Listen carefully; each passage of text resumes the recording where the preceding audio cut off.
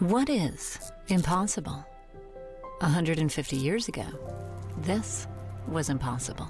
120 years ago, this was impossible. And 70 years ago, this was impossible. By 2050, our planet will be home to 9 billion people. And feeding everyone may seem impossible, but that's just because it hasn't been done yet. At Mosaic, helping the world grow the food it needs isn't just our job, it's our mission. Roughly half the world's crop yields depend on fertilizers. And like the scientists, engineers, and innovators before us, we believe new technologies can solve old problems. Our diverse team of talented people around the world is helping us feed the world by approaching old challenges in new ways, enhancing soil and crop health, pioneering new ways to help plants thrive in stressful conditions, enabling farmers with digital access to agriculture products, sustainable practices, and insights from around the world, deepening our commitment to protecting the environment, creating biologicals that enable plants to pull nitrogen directly from the atmosphere, slow climate change, and promote sustainable farming, fortifying our supply chain, and strengthening our ability to get fertilizer to farmers, automating our operations, manufacturing safer and faster, and finding efficiencies to help make food more abundant. We're even helping farmers grow more food with less fertilizer. With the world's population soon to reach 9 billion, Mosaic does more than imagine an impossible future. We design it, engineer it, and build it. So, what is impossible? It's just something that hasn't been done yet. Mosaic. We help the world grow the food it needs.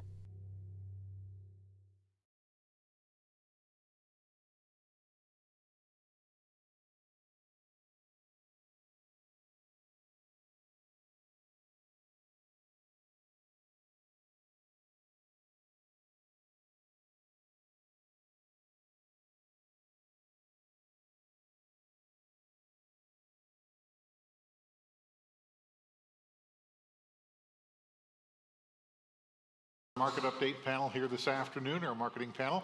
I'm Randy Conan with the Red River Farm Network. Tyler Donaldson on the end there. Rest of our team, you just heard Don Wick and Melissa Hammer and Jay Raiders back there. We do appreciate if you have questions for our market panelists. Feel free to ask questions. Raise a hand so we can get a microphone to you, and that way we get it on the recordings on the YouTube channel when as it goes live. So, Tyler? All right, thanks, Randy. Yeah, again, day 3 here at Big Iron. We thank everyone for joining us for our third and final market seminar. We're joined by a distinguished panel of analysts. To my right, we have Tyler Schau, agmarket.net. To his right in the middle there is Progressive Ag's Ray Grabanski. And then over there by Randy is Bolt Marketing's DuWayne Bosse. Gentlemen, thank you all for joining us here. Let's have a good discussion. So starting things off, we had a USDA supply and demand report today. I don't know how much of a report it really was, but they released updated estimates here, and we'll just start off with you, Tyler, here. Anything jump out to you, if at all? Wasn't much of a report. The corn yield got bumped up at a bushel per acre for the most part. That was the major change. There was a few changes to the 23-24 usage numbers that changed carryouts, in my opinion, not enough to majorly shift the market in the way I know a lot of producers are looking for. Did have a nice strong close for getting kind of a neutral report. December corn closed up 2, beans were up pretty strong, and Minneapolis wheat, I believe, was the only wheat to close positive on the day, but I was just looking at it on my phone and had been driving all day, so. Yeah, gentlemen, I'm assuming the same for you guys. Anything jump out to you? Yeah, I was surprised what traders' expectations were actually before the report. They were expecting beans to be raised. My personal estimate is about a half a bushel lower than USDA right now. That doesn't mean that soybean yield can't go up and match USDA by the January report. Because really, September is just a stepping stone. We get October, we get November, and then we get the final January one. On the other hand, traders were expecting corn to be down a little, and it was up a half a bushel. Our yield estimate's at 187, quite a bit higher than their revised 183.6. So we think that yield is going to keep going up in that stepping stone on corn, as opposed to soybeans, which will have to stay the same or even go down as we go forward. But bottom line is we still have a 2 to 4% above trend yield in everything this year. We had it in winter wheat. We had it in spring wheat. We had it in barley. We're going to have it in soybeans, and we're going to have it in corn. So the question isn't really what are prices going to do from here. They're going to stay low for a while. The question is how long, I think. Oh, I'm not supposed to answer that, am I, Randy? That's kind of a hard question. It all comes to you. It all comes down to the last guy. No, I like Randy's take on that. Yeah, for me, this isn't closing the production forecast, but we're narrowing it up, aren't we? You know, we had guys with really high ranges, really low ranges, and this coming in pretty close to the trade estimates mean that, you know, the production season of trying to outguess that is narrowing up a little bit, the window that range is. So, like to Randy's point, now it's really going to be about demand moving forward to move price, not this massive change in supply. I really like the numbers that come out, because when I looked at the state by state, they did lower Ohio and some of the Delta, which they've been very dry the last month here. So they did lower the soybean yield in Ohio quite a bit. Record crops in South Dakota, sorry about that, back home. So we didn't help the average there, but you know, it really comes down to Illinois and Iowa. As much as we want to move in the averages, it's those two states, and they've got record crops, and you know, from here on out, it's probably harvest pressure that really kind of affects markets, I think. Seems to me too that with the tough spring that we had and how late this crop is, there's room for some error here, room for change.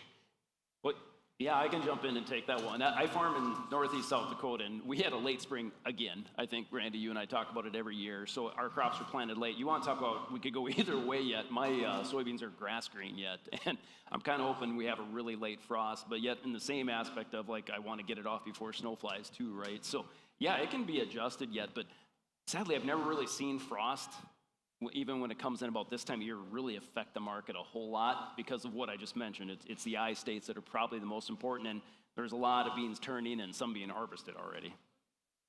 Yeah, actually, as late as, we actually probably planted it, the crop nationally early.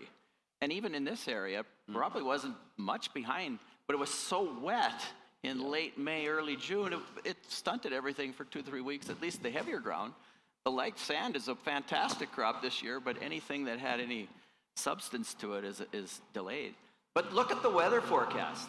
Look at big iron weather, 85, 90 degrees during big iron, and the forecast going out 2 weeks is still warm, and dry, which may be not good for the Delta going forward. They've got a ways to go to harvest their beans, but that's exactly what the three states subject to that damage is South Dakota, North Dakota, and maybe especially Minnesota, the wettest state in the whole country this year. Mm-hmm. Tyler? There's really nothing to add that they didn't already say. I mean, Iowa and Illinois are going to be big drivers. They got the crop in early. They had, especially in Illinois and a large portion of Iowa, had tremendous weather. The early yield that we're getting from Illinois, southern Illinois, northern Missouri, southern Iowa are some pretty massive yields, both corn and beans right at the moment. So I showed Tyler before we came on stage, I got an email of a yield report, 302. It's only about 48 acres, but 302 for corn coming out of Illinois. Oh, wow. Maybe I shouldn't say that out loud, actually. That's not going to help, is it? We've struggled to even achieve trendline yields the last few years. Your thoughts on above trendline yields this year? I think that our demand has been sapped away because this whole Ukraine conflict for the last 2.5 years, people who don't like what the United States is doing there are all of our biggest ag customers. China, of course, and soybeans. But the Middle East, now with a little flare up in the Middle East, and the United States is on the wrong side of our Middle Eastern customers there too. So it's not been good for demand. So we had 3 years in a row, Randy, below trend yields on almost everything. Maybe there was an exception in wheat one of those 3 years, but and our prices still were going down, though, since that Ukraine war started. So without the demand, it's not a great outlook. But those things can change. It's always darkest at the dawn, and we're all hopeful, right, that that we aren't going to sit down here a long time. Yeah, I'm with Randy too. Going into this year, I just, law of averages, I think any of us economists are kind of always leaning that way. We were due for a big crop. We really were. And, spring was questionable in some areas. Like I said, it got wet afterwards. But, boy, for the most part, I actually was happy today with this report because I was just a little bit worried we'd see a much bigger corn yield number, possibly a higher bean yield number. But I think the recent has pulled that soybean one back. But I'm happy with these numbers, that they weren't any worse. I guess I know farmers always, would jump on social media and, oh, did you see those pictures of Iowa corn? I'm like, well, yeah, I did on social media. They were from 2012. But, we always want it to be worse somewhere else, and we've got a good crop. But for the most part this year, we just got a big crop everywhere. I'm not that surprised that we might see yield above trend. We've had, I'm originally from central Iowa. I got quite a few customers from my hometown. Last year they told me how terrible the crop was, tile wasn't running, it's going to be bad, and then I didn't hear much from them, and all of a sudden they had a record yield. And I tried to remind them every time I talked to them, isn't the point of tile to take water away? So, tile not running maybe isn't such a big problem. But, it didn't surprise me. We've been talking about this. One of these days we're going to get really good weather, and we're going to see the technology take off. But just think, it wasn't a 10% better than trend yield in anything. It's, 2, maybe 3. Maybe we had, like you said earlier, we're tightening up that range. And so it's not going to be a 10% above trend yield like we've had, about every 4 or 5 years we have that. Yep. But it's 2 to 3, and it's still too much. It's still too much. Why Minneapolis wheat higher than winter wheat's down? Because it's wheat.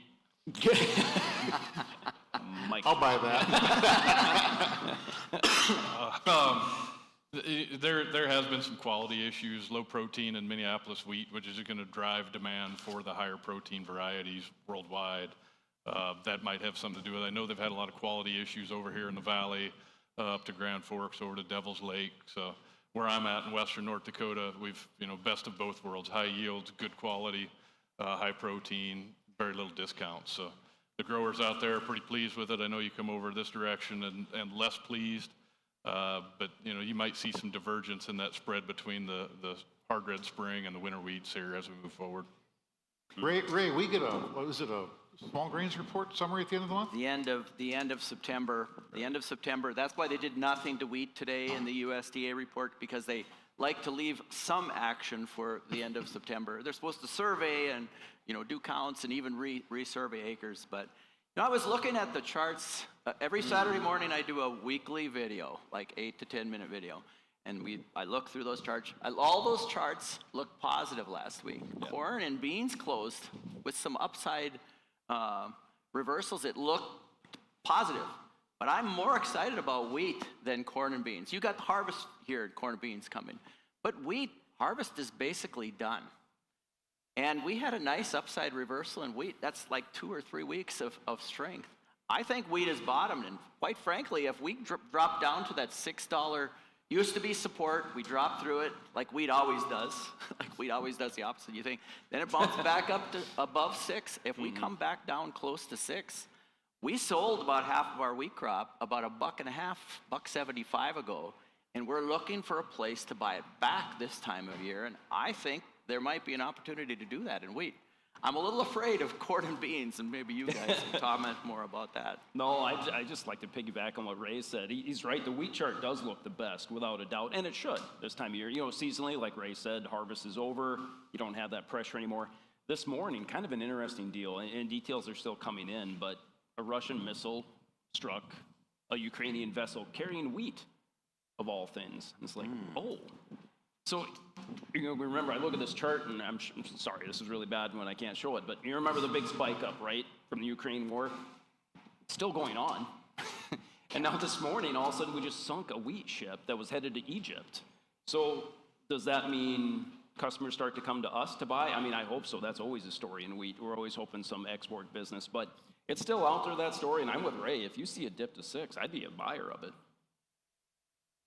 Well, that's been one of the biggest things too, is we've been searching for fresh news. So some of these stories, Russia, Ukraine, is not a new story anymore, so the trade just seems to ignore it. It seemed like, actually, the last 2 years, it seemed like they advertised this war as, it's a major wheat exporting area. They're going to have trouble getting it out of there. Well, the reality the last 2 years was they have no problem getting it out, maybe until this morning. And both of those countries were desperate to raise money. They raise money by selling it, and so they are the most aggressive sellers of wheat the last years. It actually has hurt our wheat market, and it's the craziest thing. Maybe we can stop the shipping out of there and create something, but the fighting is intensifying there, though. It's not getting less. I don't know if you guys noticed, but Ukraine went into old Russia with 10,000 plus soldiers and took a bunch of towns in Russia. You know, when we started this war, we said, well, we're not going to let Ukraine fire any missiles into Russia. We're not going to let them use drones. And they've been doing that for 2 years, and now they took 10,000 soldiers and went in. The fighting isn't diminishing, it's intensifying. Are there any anticipated long-term effects of the war then? I know you mentioned, Ray, that they've got their transportation and the shipping and everything. They kind of figured a workaround for that, but losses of their land, Ukraine, the fertile lands and everything there, it's got to have a long-term effect, though, especially if they're unable to reclaim any of that damage to the land. You know, it's interesting. So we have one candidate. We have an election in November, if anybody hadn't noticed that. We have one candidate that says he can end this war before he even takes office. So, and big question, how are you going to do that? And he doesn't actually say. But if anybody had even noticed, if you go outside the U.S. media, the whole issue of this whole war is Russia says we don't want Ukraine in NATO. Before it started, they said, we don't want NATO weapons on our border. Guess what they have today? NATO weapons, right? They're in Russia right now, right. Old Russia. Yeah. So what he's going to do is say, we won't expand NATO in Ukraine. And Russia will settle that virtually immediately. It might take up some other crappy terms, I think. And that's what Trump, I think, is counting on. So, but what our current administration did, Secretary of State Blinken said this morning, Ukraine is going to become part of NATO. And there the conflict lies. Yeah. It's not going to end until they come to some agreement on that. If you put it in our perspective, it's kind of like if Canada was firing missiles into Washington, D.C., sending drones, assassination drones into Moscow. Think how pissed off. And somebody took Belfield and Washburn and a couple of other cities over there in North Dakota, from Canada.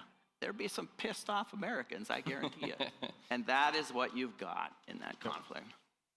I'll take maybe a simpler approach. I don't think there's going to be a lot of long-term effects. We got the big spike. Markets don't like the unknown. No one really knew what was going to happen. And in my opinion, we proved that the grain merchandising world is one of the oldest and most capitalistic markets there is, and extremely efficient. And if you block off one route, we'll figure out how to get the grain moved to a different location. I think there's only one occupation older than grain merchandising, and I'm not going to mention it up here. So politics, right? I thought it was radio broadcast. So I think that's why you don't get a lot of traction out of those stories these days. Well, we kind of saw the transportation issues with you start getting some of the Eastern European countries complaining or petitioning for their governments to not allow Ukraine to ship stuff through because it ends up in their countries. Yep. So, It does, but to Tyler's point, grain finds a way. Yeah. Economics finds a way, supply and demand finds a way. If the price is so much lower over here than it is here, it will just move, or higher, I should say. So same with your cash basis, that's what happens. So what do we go back to then? Are we just watching weather and production? I think harvest pressure is tough on these markets a little bit moving forward. You know, we'll go back to watching yearly reports now. Yeah, weather. Funny thing is, weather probably shifts from us to South America now. Brazil has been dry, but calm your jets there. It's their dry season, literally. I mean, I hope the markets get all fired up about it, but typically as they start to plant, usually after the 15th, like you and I talked, Randy, then the rains begin to come. And there is a forecast rain that shows more rain. But, you know, yeah, weather is going to shift to maybe South America, and then we have a production size, so always looking at export demand every week. Demand seems to be the key. It's half the equation, you know, supply. And actually, at this time of year, we start shifting more and more attention to, actually from the time harvest is half done, mid-November, until spring planting, it's demand. Mm-hmm. And Brazil, the South American supply side, which is the only supply affected at that time. Right. Speaking of demand, we have projected record crops, corn, soybeans. Is there anything that can be done to raise that demand, or to help raise the prices on the demand side? You know, grassroots, end users, maybe anything that can help the prices out there? First one that I can think of is the used cooking oil that's being shipped in overseas has really put a damper on the enthusiasm behind the renewable diesel. You know, basically, from my understanding, you know, we're probably looking at some tankers coming in with palm oil that China dumps a French fry in and claims it as used cooking oil. There was a lot of enthusiasm that was going to really boost demand for soybeans. We've got a couple crush plants coming online, or one online, one coming online here in North Dakota. That will be good for our local basis, but we need politics to do something to there's some loopholes that people are taking advantage of. Free markets aren't enough. Yeah. We're subsidizing, farmers are screaming about it. We're subsidizing biofuels in the United States. We're excited about the ban. Well, we're subsidizing China's Palm oil. Biofuels being consumed in the United States. Well, why are American taxpayers subsidizing other country producers? You know, and our producers are ticked about that. Rightly so. It's a good question. I'll say on the demand side, I'm actually a little nervous for the soybean market. Our export pace is way behind. I mean, we had another good weekly export sales this morning, but it's really hard to catch up this time of year, isn't it? We're supposed to have the big sales. We're supposed to have the USA Flash sales every other day here now, so I'm a little concerned there. We had some news earlier the week that China imported a lot of soybeans from Brazil the last month, and I took that as slightly bearish because I thought, oh, bummer, they bought from Brazil and not us. The trade kind of took it as, all right, their demand is strong. I'm like, oh, okay, so there you go. There's always two sides to every story, but I am concerned that, you know, normally you get this time of year, markets make your harvest low on production size, and then we trade demand through the winter, and usually our demand has been strong and exports get bigger, and the USDA supply and demand reports end up with lower ending stock because demand is increasing. Just a little bit worried on the soybean side, and I hope these guys disagree with me, really, that the exports get worse and our ending stock actually increases. Maybe we go from this 550, 570 to 600, and honestly, I could make a case for 700 million bushels for an ending stock, and that is not bullish at all. I hope I'm wrong. Am I wrong? Can I be wrong? I'm nervous about soybeans. Oh, too. darn it. Okay. Well, we gotta give these guys something out here. USDA today basically dropped soybean ending stocks by what? 10 million? Yeah, something not like that? much. It wasn't much. It's corn 16, basically on big inning stocks. So, I that want to go back. Last year's stuff. I want to go back, Randy. You mentioned Ukraine, and they find a way to get the grain, and the economics move the right direction. But has anybody considered the fact that Ukraine is going to join the EU? Ukraine was a major exporter and producer of grain in the world, developed in the last, 10, 20 years. So Ukraine gets entered into the EU, which is really the issue when they were shipping it through EU countries. Do you know there's a difference between the world price of grain and the EU price of grain? It's about 2 times higher. It ranges, I think. But so think of, if you're a U.S. producer, this happened in Poland a few years, maybe it was 20 or 30 years ago. They were entered into the EU, farmers would come to a meeting like this, and the EU would explain, well, now you used to get $2 for your wheat, but now you're in the EU, you're going to get $8 for your wheat. And the Polish farmers said, they were under the Soviet Union, so the government told them all kinds of things. So nobody believed them. But when the prices came, they harvested it and it came around, they got the EU price. Polish farmers put a hell of a lot more fertilizer down. They spent a hell of a lot more money, and all of a sudden they were wealthy people. Their land prices went up. Translate that into, it is going to, the geopolitics do matter. If Ukraine gets into the EU and everybody says they will, they'll be in NATO, and we'll be responsible to defend them, actually arm them maybe so they can go into Russia. But the point being, you've got a completely different situation now, economic-wise, for farmers in Ukraine. And when they were shipping grain through the EU, why not drop a few loads off in Poland and Hungary and places where it was worth twice as much? Do you think that didn't happen? That's exactly why those farmers were so ticked off, and they wanted none of that grain to come into their country, because their prices were going down too. That is important. How do we defend ourselves as far as price-wise as a farmer? Sell. Yes, nailed it. No, I'm sorry. I'm being a smart aleck. Even me on my farm, you can play seasonals. I like to, and in the spring and May, usually you get a spike up in the market, right? And there's your opportunity to sell. Now you got to usually be smart because that spike is usually attributed to a weather scare or something. Man, that was a pathetic rally in May as far as percentage-wise. So I think most farmers didn't get as much sold as they wanted. So now, if you're sitting here undersold, I think you go back to your spreadsheets. I think you listen to guys like these two and, whether bullish, bearish, if they are bearish and showing concern, like we mentioned, any stocks might get worse for soybeans. Maybe if you go back to your spreadsheet and you find out, man, my yield's pretty good. I'm right at break even now before I harvest. I'd maybe suggest selling some then, which that's not fun, right? But remember, we've all farmed for several years, right? You don't make money every year, right? It's funny, the last 4 or 5 years, it seems like we're just accustomed to it now, which was fun, but doesn't happen all the time. So maybe selling for break even this year is fine. Of course, brokers, a click of a button, we can buy it back if something happens. So I guess I'm thinking break even's okay this year, especially those bushels that have to go to town. Those are the ones that concern me. I don't want to get phone calls 3 or 4 months down the road that, well, I took it to town, I've been paying storage, yeah, I've got a loan at the bank. You got to rally a long ways to justify that. So maybe sell it now, get break even, and if the market does dip back to the lows like I think it will, then maybe it's a little bit easier to buy then. I'll tell you, I had a guy call a couple weeks ago. He's from Illinois.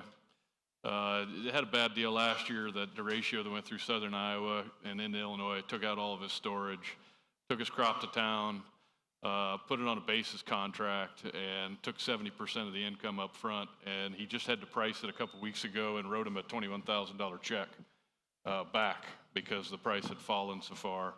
And so he's looking for help. And I guess the lesson there is if you are a cash, if you're just a cash marketer, there's going to be good news, bullish news, bad news, bearish news, and you've got to hope that there's good news. And what happened to a lot of producers over this last year is they had targets working in case the market rallied, but if you wanted to hit the high in December corn, you needed to sell your corn, I believe, the first 2 hours of January 2nd when the market opened that morning, and we've never come back and sniffed that since. Soybeans, same story. Wheat, you had one chance to touch that January high. So my takeaway is if you need a plan, like DuWayne said, know your cost of production, have targets in, but then also have secondary, like, all right, this target never hit, we hit this time point, it's time to get off the pot and do something. And then the sales pitch for these two guys, if you don't have a brokerage account, now all of a sudden it doesn't matter if it's good news or bad news, you have a way to put a position on to trade that news. And that's what I tell my customers is there is no such thing as good news or bad news.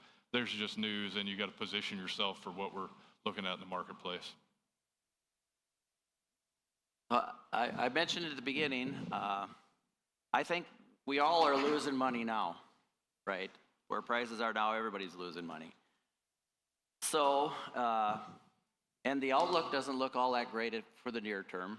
Things can change over time, and the old saying that low prices cure low prices solves the problem. But I think actually, when I put this span out, I don't think we're gonna, I think we're gonna lose money for the next 3 months in the market. You know, you've got a carry in the market, a big carry in the market. So if you are going to be in that January position where you have to sell in January, let's say you got 100,000 bushels, let's say it's corn and you need $400,000 to pay off your loan, okay? So if you're going to sell that, let's say it's $4 on the board now. If you're gonna sell that 3 months from now, probably gonna be lower. Maybe not a lot, 20 or 30 cents, but if you're paying 7 cents in the elevator, it's a catastrophe. And now, are you gonna really be farming next year? So I think if you've got 50,000 bushels of storage yourself, and you hedge 50,000 out into next December, okay? So that's 440, 450 or so. Yep. And you tell your banker, well, I've got that 50,000 in storage.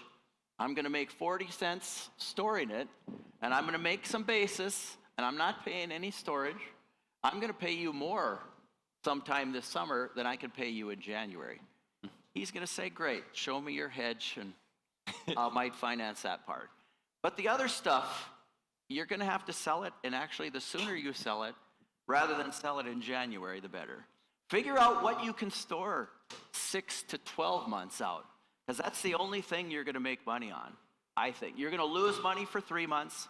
You're going to gain that back to even after 6 months. But if you're stored in the elevator, you got 5 to 7 cents a bushel and interest cost, and your banker isn't going to borrow you money next year. So I think it's a defensive position. Yep. And I think you need to look at that whole scenario and figure out what's going to get you there. I have guys who had dry beans this year. Dry beans were $40, 38 to $40. That's the same price as it was a year or two ago. They are making a lot of money there. You could buy 95% coverage on crop insurance. They hedged half to two-thirds of the crop at 40 cents. Look at their cash flow. Their loans are paid when they haul those beans in, and they're going to get another big check in June from that ECO, SCO. Nobody even knows what the price is going to be because everybody planted it. It was the only thing profitable in North Dakota to plant. Those guys are in a much stronger position, but you have to look at where your position is and how because this is defensive time. Sure. And it's a time to figure out how you're going to make that money on the market when it goes up, but it ain't going to be in the near term. If it's okay, Randy, I'll just keep going right with that. Yep. I love that. Randy talked about the carry in the market. Ray talked about the carry in the market. Sorry, too many R's next to me. You're 100% right, and I'm concerned. What I'm going to do on my farm is store as much as possible, and then like second we get done with harvest, actually go sell that carry in the market. And let me tell you why. A lot of farmers see that carry in the market on the futures board, right? And they think, okay, well, if I wait until next June, July, the cash price comes up to that, right? I think I even heard a yes. Sadly, probably not. I think this year, because of the bearish points Ray made, that I'm afraid the futures price comes down to meet the cash where it is. Well, they'll pay you to store it later, but I don't think we're going to gain in futures nearby to get to that carry. I really don't think so. I'm worried about that. So that's one way to make more money, just like Ray said, to capture that carry in the market. But don't throw it in there and just assume that happens without doing the hedge that you mentioned. The banker isn't going to like it when you say, well, I'm speculating on last year's crop, and hey, borrow me another $1 million for next year's crop. Yeah, because I haven't sold that one yet either. Yeah. Right. And we make it sound easy, but I'm not overly hedged. And well, I'm hedged now like crazy, but I'm not overly sold on my cash stuff on my farm either. So, I mean, none of us are geniuses and have this all figured out. Everybody's undersold now, but we're just trying to give you ways to try to make as most out of this market as you can. But like I said, it's different than the last 4 years. I don't see a bullish situation, something that's going to happen in 3 months, really 5 months, or maybe even a couple of years until we get profitable again. But I remember, I think the last time I said that was like 2012, and then Mother Nature says, watch this. So, but I hate waiting and betting on Mother Nature to make me profitable again. Tyler, anything? We did this exercise a couple days ago on a program with like just simple corn. If you've got corn and you harvest it here in the next month and you take it to the elevator and pay them 8 cents a month storage, that's 24 cents to carry it to the end of the year. Right now you can go buy an at-the-money March call for like 21 cents. So cheaper than the cost to pay storage at the elevator. You've got zero downside risk to it. Interest on a 21-cent call is a heck of a lot cheaper than interest on $3.50 corn. So That ties into my question during this whole thing is, was it the last quarterly stocks report? The amount of grain stored on farm was, I think, record large. Yeah. Has the bin space that got put up on farms, is that a help or a hindrance to doing these markets? I would say it's a hindrance. I mean, there's still a lot of old crop, and it's not just bin space, it's bags now too. I mean, drive across western North Dakota, they had bags before the wheat crop, new bags sitting out in the field before the wheat crop had been harvested, which tells you they were taking it out of the bin to make room for the new crop to go into. So. Yeah, there's a lot of storage out there. USA will admit, though, that on-farm storage is their most difficult number to calculate. And I get it, I sometimes forget what I've got where. So to get that from farmers is difficult. And I mean, that was a bullish thing from today too, right? I mean, it was actually the old crop stocks that decreased a little bit. So maybe there isn't that much out there. The basis is strong. It kind of shows that farmers don't have that on farm. But sadly, when I talk to a few of them, I think it is out there. I think they've just had cash and profitability from the last 4 years. And so they're hanging on. And, to Tyler's point, crops shouldn't have a birthday on your farm. It's just never been good marketing. As to your question, Randy, is it a blessing or a curse to have storage? Depends on the year. Right. Actually, this is a storage market right now, and prices are well below break even. I would think that storage is a blessing right now. But the past 2 or 3 years, everything in storage was a curse, wasn't it? Ever since was it March of 22, Russia went into Ukraine? Mm-hmm. 2 or 3 months after that, every market topped, more or less, and we've been going down for 2.5 years. So the last 2 years, it's been a curse. But maybe now it becomes a blessing. So would it pay to put bins up if you haven't got them? They're not cheap anymore.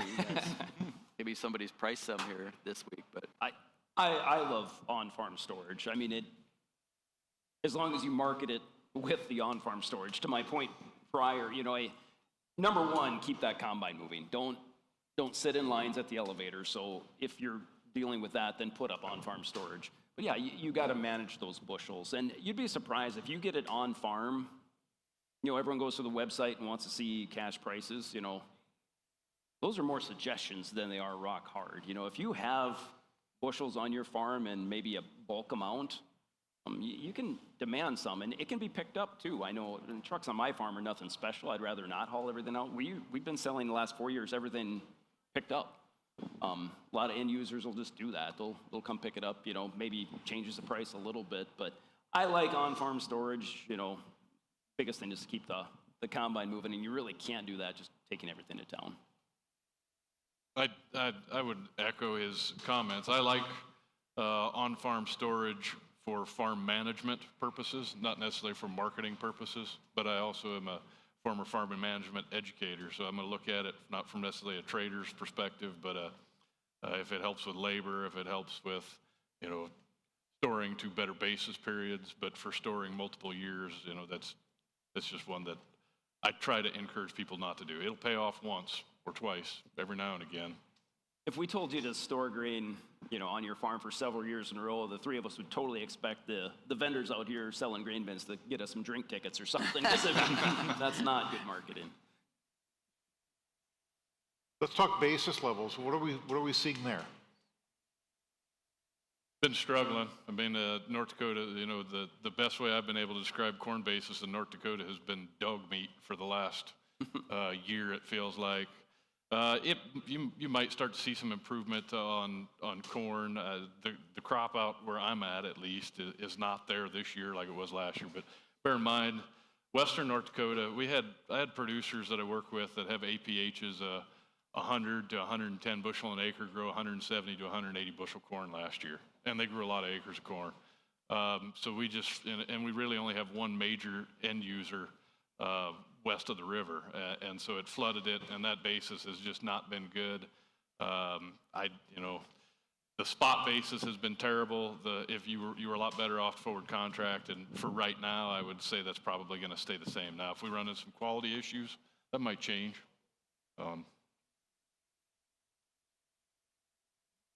Any rail issues that we need to be concerned about too at all, or not? I think there's one issue that maybe we should touch on. You know, some spring wheat has low falling numbers. So it is important at least to be aware of how you're treated on, you know, your crop insurance has provisions for quality. Every kind of quality, falling numbers, vomitoxin, fumitoxin, test weight, you know, just about anything you can imagine. But on falling numbers, once you fall below 200 falling numbers, it goes off of the table, which maximizes out at like 14% adjustment, you know, in quantity. So if you had 1,000 bushels, they drop at 14%, so you still have, what is that, 860 bushels. So if you've got falling numbers at 205, that ain't good, you know. But if you fall below 200, then it goes based on what they call reduction in value. So if your crop is only worth $3 and the board price is $6, they only count 50% of it. And if you own it after 60 days, they'll use that 0.5 factor. So now your 1,000 bushels are only 500. Or maybe I should say your 80 bushels are only 40, and on a 50 bushel guarantee, you're paid on 10 bushel. You keep that grain that was valued at $3. You know, you had 80 bushel, $3. So they valued it at 240. You can sell that grain now, since it's already adjusted. If the discounts go down so you can get $4 for it, you just made $1 a bushel. If it goes down it goes up to $5, and if the market in spring wheat turns around and goes to $5.50 for your poor quality grain, now all of a sudden you've made a lot of money on that poor quality grain. Or better yet, if you blend it into a lot of better quality grain, you might get full price for it. And maybe it'll be $7 next summer. So there is some opportunity on that low quality falling numbers, and same thing with vomitoxin and fumitoxin. The key there, I think, is patience, huh? To just be able to wait it out. I think that's a virtue for that low quality, even the low protein spring wheat. Because you dock pretty hard at harvest time for it. And something very important to that point, if you stored all your wheat, get it tested and talk to your crop insurance agent, because you might have that indemnity coming to you right now. But if you wait and talk to me a year from now about that, no, that's done. The book is business is closed. You know, to Ray's point, you got to get it tested, and you know, and I think Ray's right. I think that can easily happen because that happens a lot in wheat, right? You know, at harvest they're the worst discounts, and later on they're better.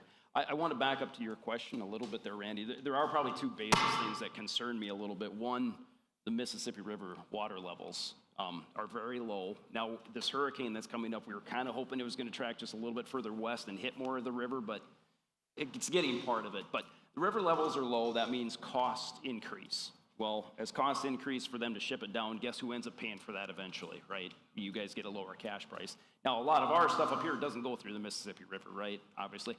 But we might have an issue yet, too, the Canadian rail strike that almost happened, right? I think everyone wants to push it aside like it's done. And I mean, they did force them to come back to work, and that's good. But it's not like they're crazy happy yet either. So I don't know. I don't know the details of it, but I'm worried the strike could still happen there again. So we have, man, I really want to talk some bullish stuff here eventually. I keep sounding like I'm so bearish, and I don't mean to, because it's not fun to be bearish at all. But those are two concerns I have. A few years ago, too, we had port slowdowns, no strikes, but just slowdowns. Yeah. I have those too. It's called getting older. I slow down a little bit. No, there's always risks. Quick reminder, everyone, if you have a question, please raise your hand. Don't hesitate. We got 4 really smart guys up here that know what they're talking about, and me. But if any of them say anything that makes your ears itch, don't hesitate. Gentlemen, if you don't mind speaking of something a little bit more bullish, let's move on to cattle. Talk about some cattle prices here. Over the summer, pretty strong record prices pretty much through the summer. A bit of a dip there at the end, a bit of a recovery since, and more recent. What do you guys, pull out your crystal balls, what do you guys see here on the cattle markets going into fall? It does appear like maybe in the short term we put in a little bit of a double bottom on some charts technically. I would hope that most people, if they needed some hedge protection on cattle, took care of that when we were, there was a time frame this spring where whether you're buying LRP or put options, you could take your strike price or your coverage price, subtract the premiums, and you were locking in a record high cash price. So I talked to a lot of producers, and that was my statement. I didn't answer whether it was going higher or lower, just said you can guarantee yourself the best cash value you've ever done on your calves in history. I would be a terrible risk manager if I told you that was a bad idea. So where we're at now, it does feel like maybe we're poised for a little bit of rebound as we move into the fall run. But at the end of the day, there's some headwinds we're facing. I know we got low cattle numbers, but if you take a look, imports are much, much higher of frozen beef. Imports of feeder cattle from Mexico and Canada are really high. Exports are dropping because of the high price. And what consumers are paying at the grocery store is increasing. So there's some concerns there, and I think rightfully so. So I still encourage guys that are unprotected or unhedged to be doing something on them. Yeah, I like to have a quarter in my pocket for 2 things. One is to mark my golf ball on the green, and the other is when somebody asks me about what cattle prices are going to do. Because what a yo-yo that market can be. I love the opening call on cattle since we don't have, do you guys have 2 coins, one for each livestock? It's tough to call cattle. Tough. It is. I started to giggle when we moved to the cattle because I was, the thought process, they're high prices, right? Okay, good, I can be bullish yet. And I'm glad Tyler started because I think we're kind of the same. I'm bearish the cattle market.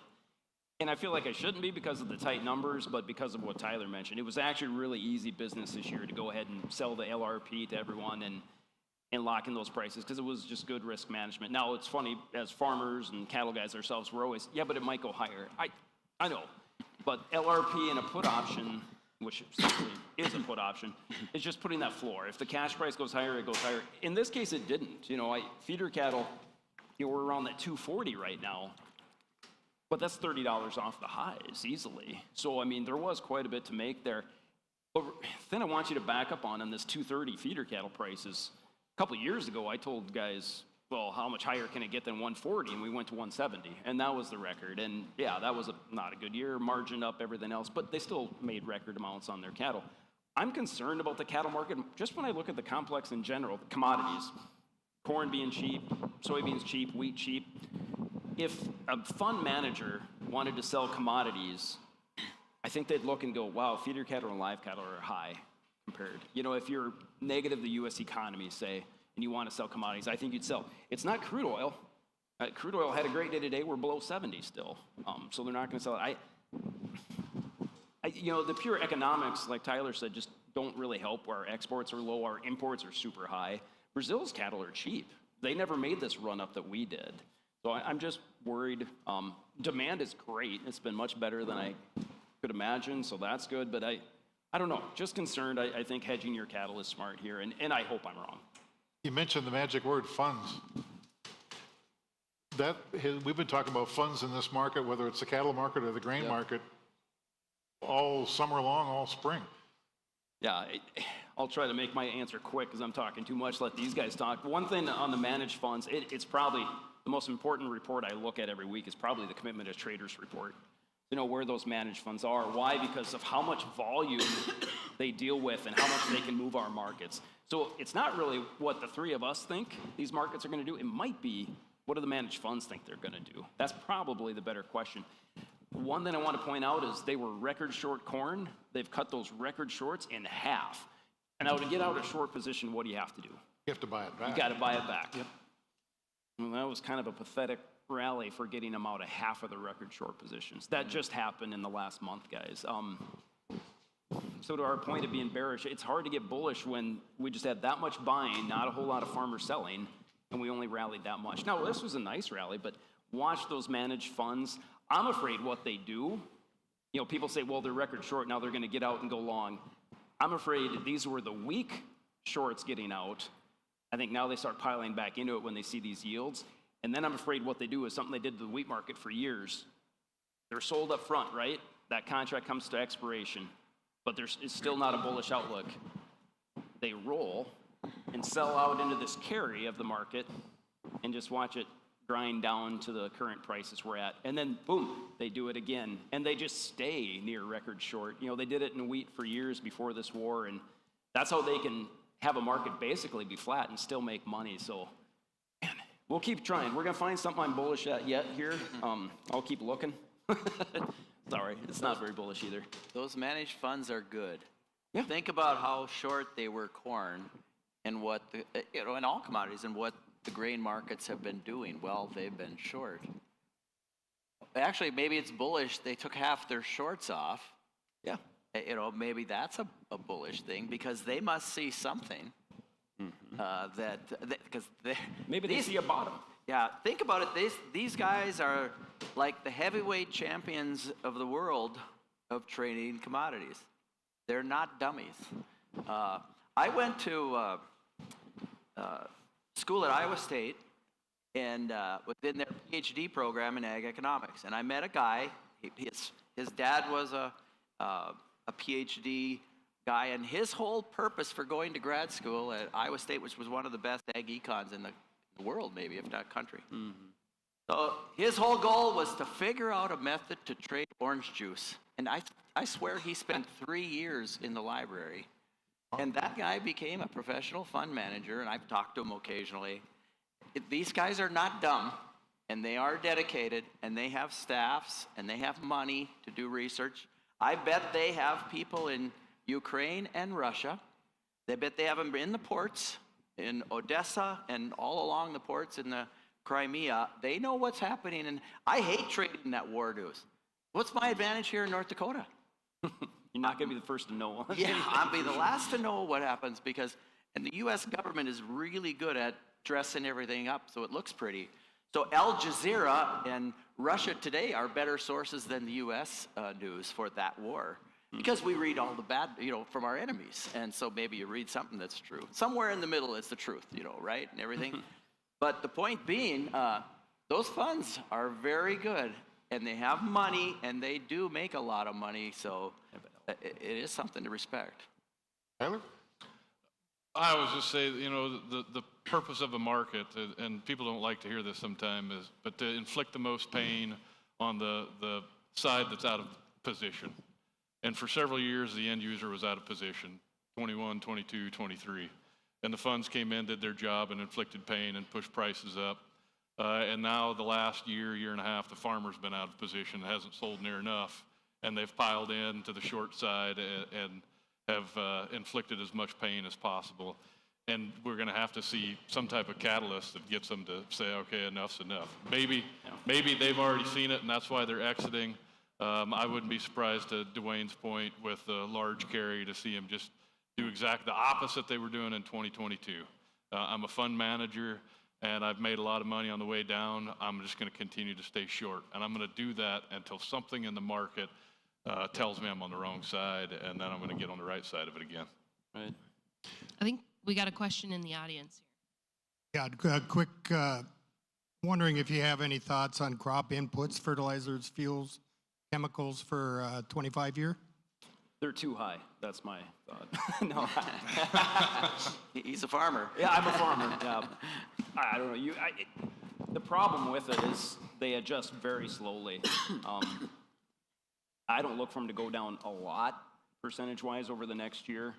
I know one of the popular questions I always get is fuel prices. You know, farmers really like to nail that fuel market and catch a low, but per acre-wise, it doesn't really matter too much. But you guys have thoughts on inputs? I know that that's been the struggle to get our producers to commit to hedging 2025 crop. It's hard to pencil out with the current input prices, and talking to lenders and the same struggle. My fear is you wait too long and some of these opportunities might go away to get a kickstart on hedging, and you still end up paying the high price fertilizer, high price seed. We're probably going to have to go through one more growing season before that trickles on down through. So actually, let me make a quick comment on crude oil. Crude oil made new lows for the year. Just last week, around 65, 64. I mean, actually, and it just penetrated through support, just pillared down after that. So I wouldn't be in a hurry to price, you know, now that market is going in your direction. I'm just kind of curious, more so on fertilizer, maybe specifically nitrogen, why that isn't dropping more due to the price of corn specifically. I would be patient. I like Ray's point. It's high now anyway, so I feel like the risk of it going even higher is much. But, you know, sometime this winter. But like to Tyler's point, our job, it's hard to get anyone to sell 25 crop if you don't know your costs. So but I would wait. We're waiting on our farm, and just a quick backup summary. You know, low prices aren't horrible, guys.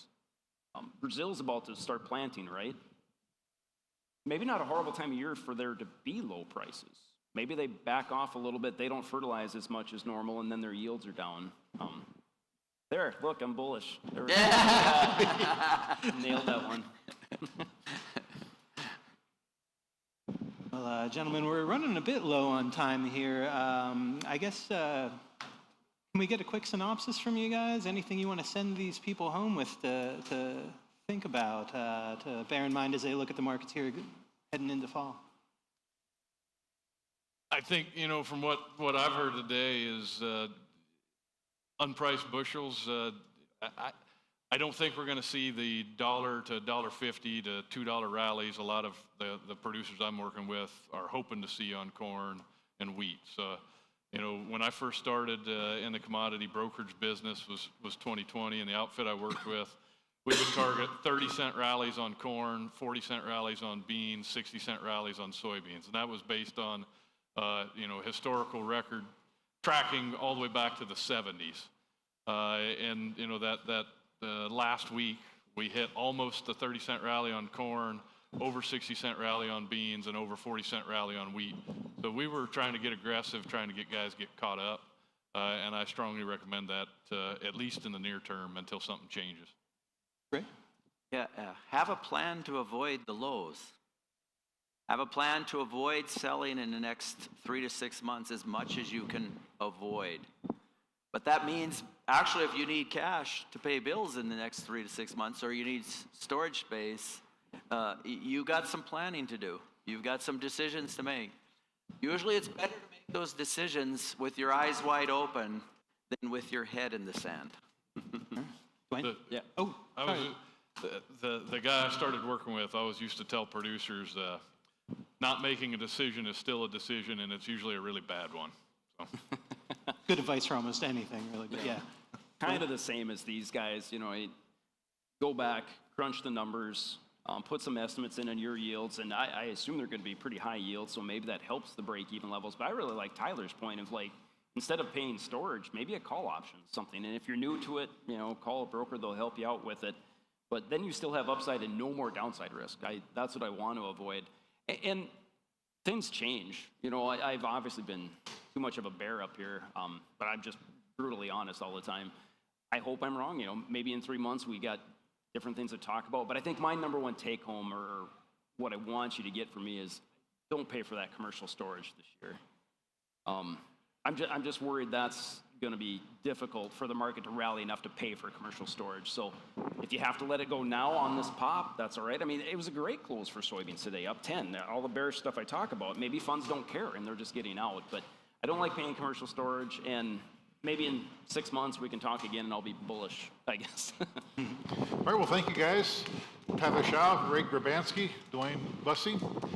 Let's give them a round of applause. What is impossible? 150 years ago, this was impossible. 120 years ago, this was impossible. And 70 years ago, this was impossible. By 2050, our planet will be home to 9 billion people. And feeding everyone may seem impossible, but that's just because it hasn't been done yet. At Mosaic, helping the world grow the food it needs isn't just our job, it's our mission.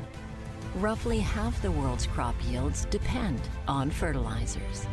And like the scientists, engineers, and innovators before us, we believe new technologies can solve old problems.